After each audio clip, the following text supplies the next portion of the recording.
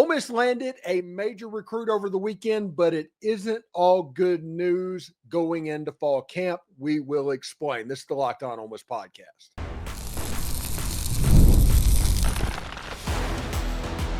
You are Locked On Ole Miss, your daily podcast on the Ole Miss Rebels. Part of the Locked On Podcast Network, your team every day.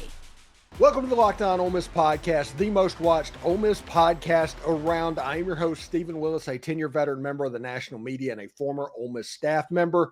On today's show, we're going to dive into some offensive line rumors heading into what may be the most important year yet for John Garrison and Oxford. Plus, over the next couple of weekends, the two biggest recruiting prizes available on the board are set to announce. And right now, Ole Miss doesn't lead for either. We'll talk about that. Can Lane Kiffin and company rally late? But first, we'll break down a big weekend commitment that highlights exactly what Pete Golding is putting his emphasis in on defense. All of that and more on the Locked On Ole Miss podcast. We're free and available on all the podcast apps and on YouTube.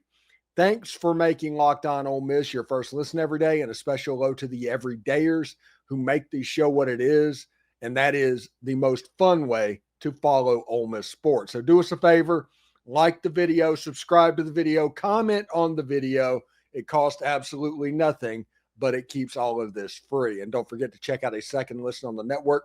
Nearly every team, college or pro, is ready for you right now. This episode is brought to you by Monarch Money. Take control of your finances with Monarch Money. Use the code LOCKEDONCollege at monarchmoney.com for 50% off your first year.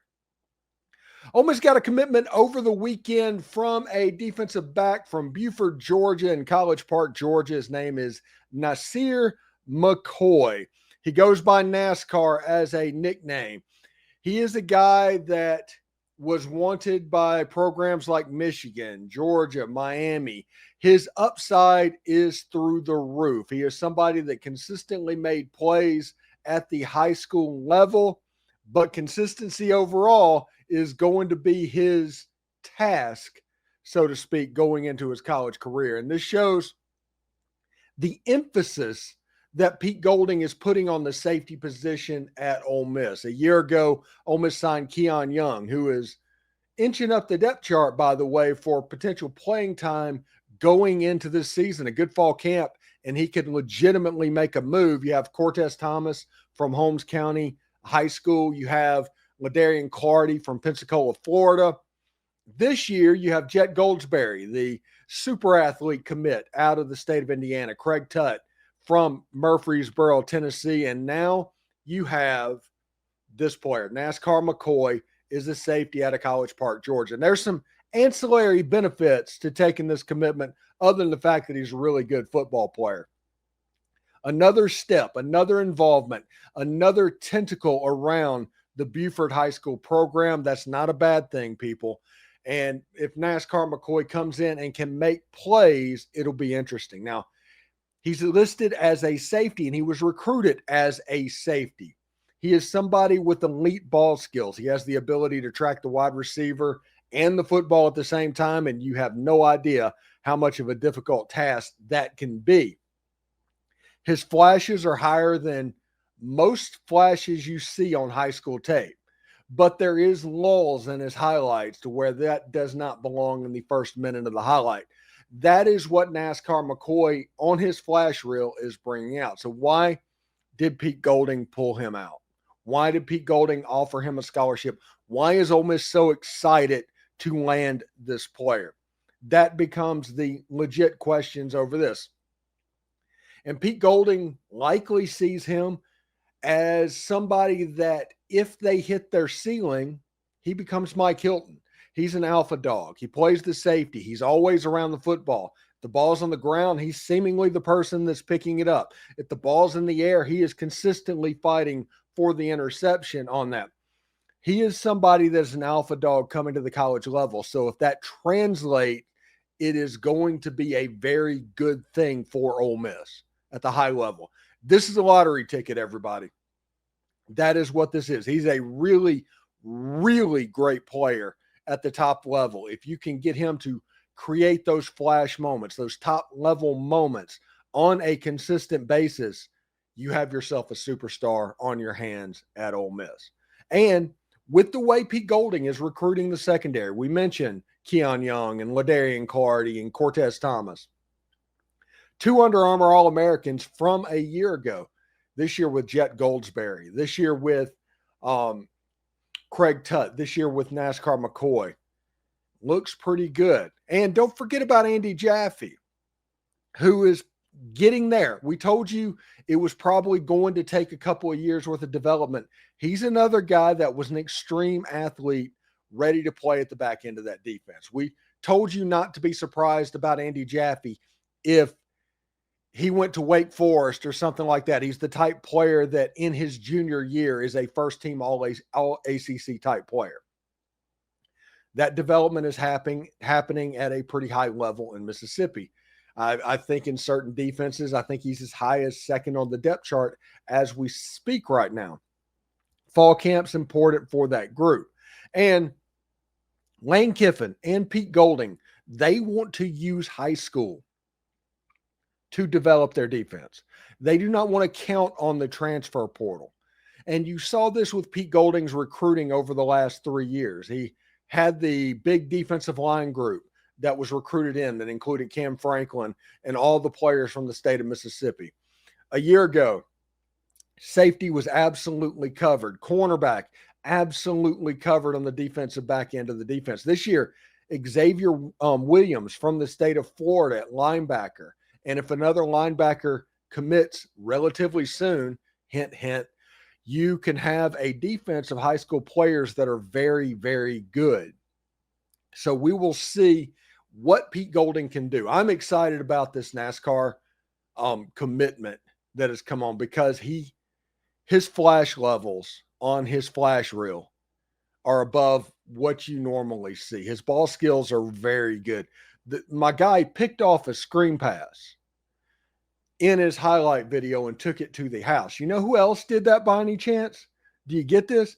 B. Brown did that against Tennessee in 2004. Picked off Eric Ainge, who was throwing a bubble screen, took it to the house. Ole Miss ended up losing that game, but there's a little bit of carryover from what B. Brown does and NASCAR McCoy. They can talk about that when they get on campus. Listen, Pete Golding and Brian Brown with the defense, the way it's being constructed, it's going to be a high school up defense. They're going to patch. They're going to find people in the transfer portal to fill holes where they're needed. But when you look at it, it's going to be primarily high school. Now, offensively, it's primary transfer portal right now.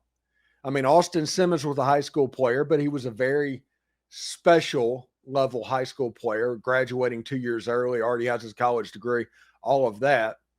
But, you know, Logan Diggs, Kewan Lacey, Harrison Wallace, Deshaun Stribling, they do a lot of work in the transfer portal. And the offensive line is going to be the area that everybody pays attention to from the transfer portal or high school recruiting. Devin Harper, the first top 100 player that Lane Kiffin, I think, is signed on the offensive line. Let's see if more is there to follow if they're going to be able to put this together and make a system work. Listen, the 2 biggest targets on Ole Miss's board, they're set to commit in the next couple of weeks, and the Rebels don't actually currently lead for either. Can Lane Kiffin and his staff flip the script? We'll talk about all that next. Ever wish managing your money felt a little bit easier with Monarch Money? It can. Whether you're growing your savings or planning for a big purchase, Monarch puts you in the driver's seat. It's kind of like having your own personal CFO that gives you full visibility and control over your finances. This is so much more than a budgeting app with Monarch Money. It's a complete financial command center. You can track all of your accounts, investments, and spending in one place. In addition to managing your money, you're also building wealth. The first thing I noticed after joining Monarch was how much money I was wasting eating out at restaurants and having food delivered. Take control of your finances with Monarch Money. I cleaned it up with Monarch Money. You can too. Use the code LOCKEDONCollege, all one word, at monarchmoney.com for 50% off your first year. That is monarchmoney.com, code LOCKEDONCollege for half off your first year.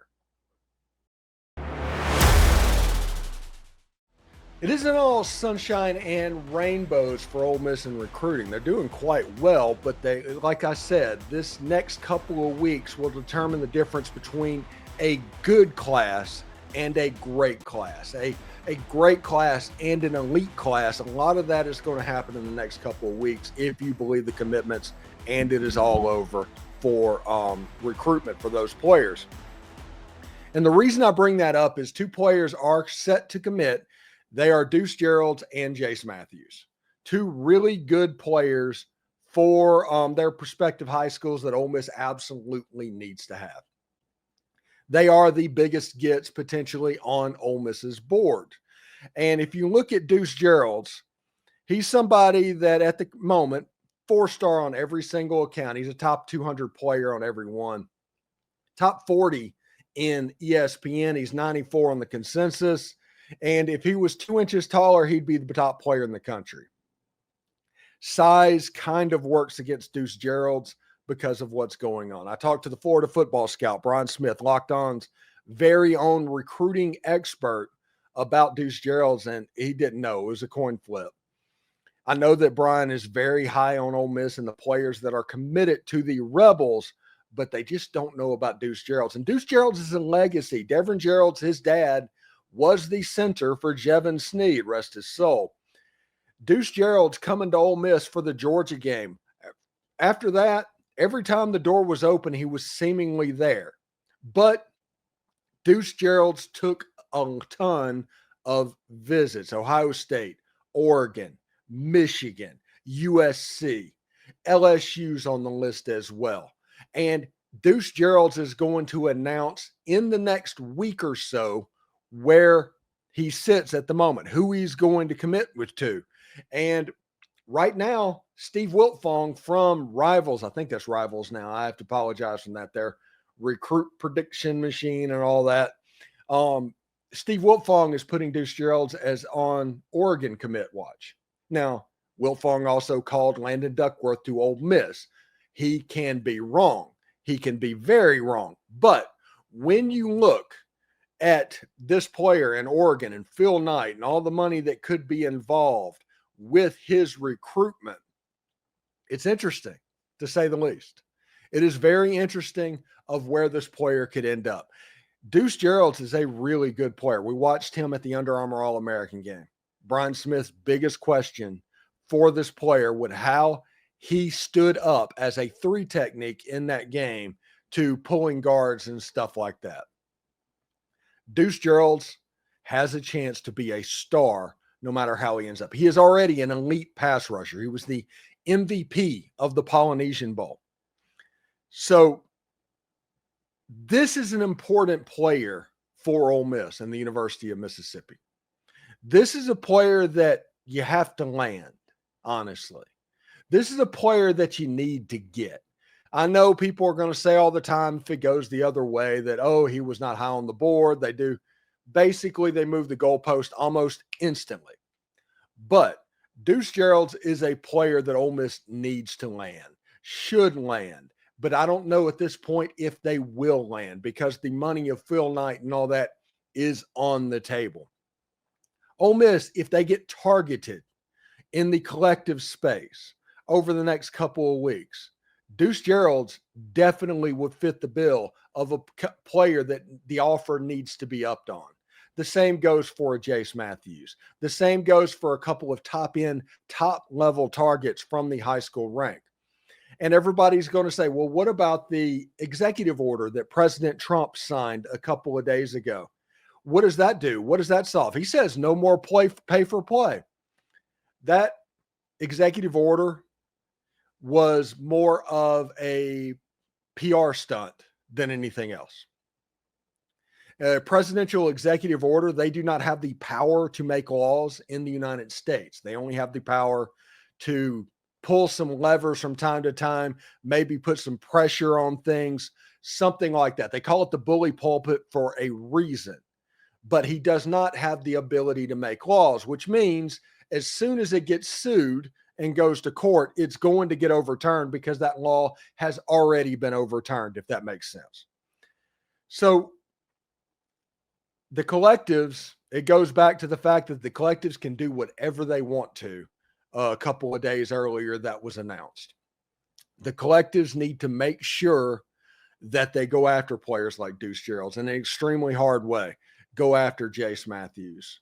Heck, go after anybody that's a 5-star that you think you have a chance to get. Use the muscle of the collective to make that a little bit more plausible. Good player. Deuce Geralds has a chance to shine at the next level. He's an elite pass rusher. The only question you have about him is if he gets moved inside, is he a physical enough run stopper? That is the question. And we will see. I know Randall Joyner and Lane Kiffin, they're pretty good on the defensive side of the ball. And Pete Golding is an expert of basically putting ends in position to make plays. He did it with Will Anderson. He did it way back at UTSA. He is excellent at scheming at ends. This would literally be a perfect place for Deuce Geralds to land, especially when you look at who Ole Miss has committed already as a pass rusher and how they have it set up. It's kind of impressive what they have on the defensive line and in the front seven as well. Now, the other player that Ole Miss needs to go all in on, Jase Mathews. Jase Mathews, number 17 on Rivals, a super athletic guy. He is leaning and being, I guess, forecast at the moment towards Auburn. Auburn's collective, they were going very conservative, very slow, but after the collectives got the go-ahead, Auburn's collective woke back up and they got back involved with players like Jase Mathews and such, so forth and so on. Jase Mathews and Tristan Keys, there's probably not a dime's bit of difference athletically between the two. Right now on Rivals, like I said, Jase Mathews is number 17 in the country. Right now, overall in the consensus, number 83. He's 234 on ESPN, and he is 191 on 247. A really great, really athletic player. And I would like to see somebody like Jase Mathews or Tristan Keys and their speed be in an Ole Miss uniform. The athletic ability there is next level good. So we will see exactly how that goes. Jase Mathews out of Greene County High School in Mississippi. It's going to be important for Ole Miss to make the collectives work for them. Use the collective. I understand what they did, okay? I get it entirely. They hired a capologist way back a year ago, going through the transfer portal window and the signing day last year. They used a capologist, so they didn't spend too much on any position to get ready for the House settlement that came out and started on July 1st. That's the thing that allowed players to get paid from the university. That was directly allowing pay for play. That is what that did.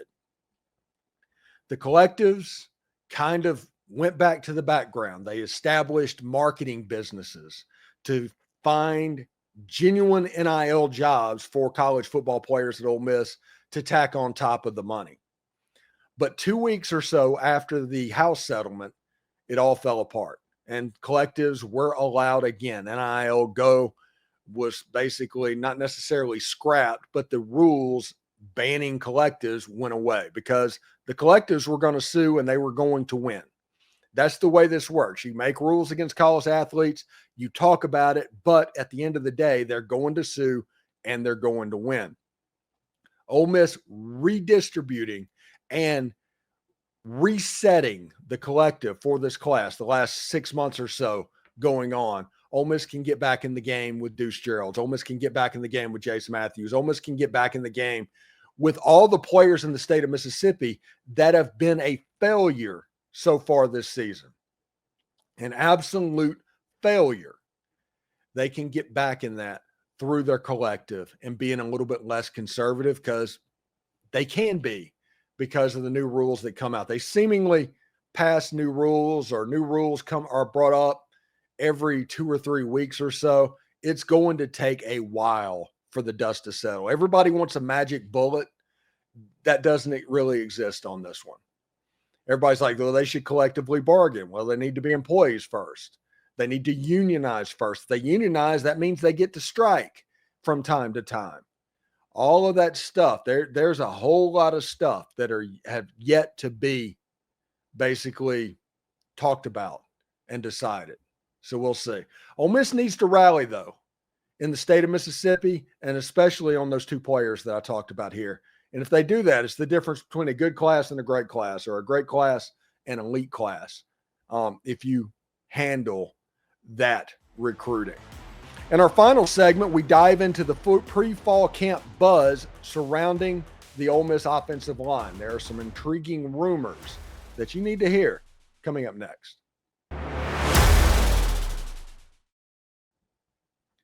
We've all been there, logging on early and waiting forever for concert tickets to go on sale, only to lose your spot for a show you've been dying to see.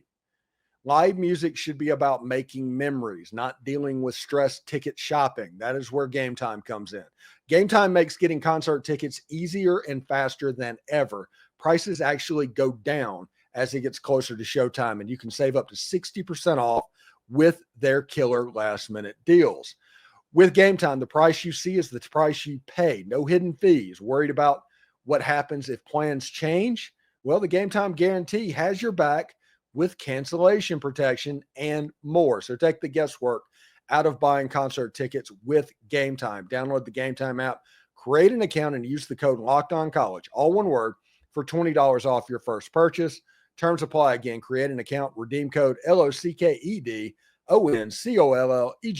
for $20 off. Download the GameTime app today. Last minute tickets, lowest price, guaranteed. Now let's turn our attention to fall camp. And fall camp is going to be very important for Ole Miss this year. We talked on Friday some of the rumors that are being bounded around. The offensive line has some rumors as well. Again, this hasn't been verified or anything like that, but people like rumors, so we'll talk about rumors from time to time. One of the things that you need to know about this season is this season has to be one of the most important years in John Garrison's coaching career at Ole Miss. After last season and the struggle running the football, the offensive line is going to be under the microscope over the course of all of fall camp and all of the season. If they have trouble running the ball, it's going to be, look at John Garrison, because the offensive line coach always gets the blame for the inability to run the football. Now, the running backs last year, I don't know. Okay, they weren't particularly good. It felt like the coaching staff kind of panicked a little bit after Quinshawn left. I don't know if that was the offensive line or the running backs, but all I know is against Florida in the biggest football game in the history, potentially, of Ole Miss football, you had a 5th string wide receiver playing running back. It just is what it is. There was some stuff happening behind the scenes. Ole Miss ended up losing a couple of games because of their inability to run the football. John Garrison takes that blame. He just does. The offensive line coach always does. Him and Charlie Weiss, they're going to be the designated whipping boys, and Lane Kiffin's going to avoid all of that potentially. But the way it sits, this offensive line this year, they were a little bit big last season, in my opinion. They were a little bit big, 330, 340, 350 people lined up on the offensive line, running zone blocking schemes. Maybe they were just a little bit slow with the tempo and everything that is associated with the scheme. So this year, I think they're going to be a little bit smaller. And Patrick Kutas, who's about 315 pounds, everybody thought he was going to be the right guard, but that might not be the case. Oh, sorry, it's Terez Davis. Got to go backwards. Patrick Kutas, who came in from Arkansas, was basically penciled in as the right guard on this offensive line. Going into fall camp, though, the thing I've heard on the background is that Patrick Kutas is going to be getting some serious reps at center. Maybe Bryson Sanders needs to pick it up. Maybe the snap isn't there. But all I know about this is the snap of the football is the reason in 2022 Ole Miss had the trouble that they had. Their inability to run jet sweeps.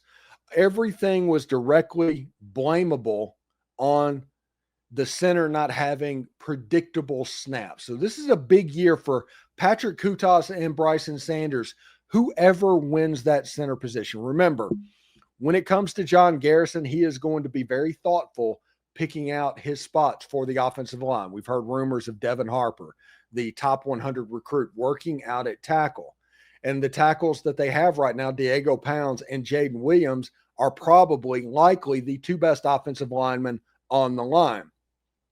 But Ole Miss went out and picked up another one in Terez Davis. He is somebody that's an underclassman here for 7 years. He's a tackle by trade, but he might slide in for a little bit of an athleticism bump at the left guard potentially.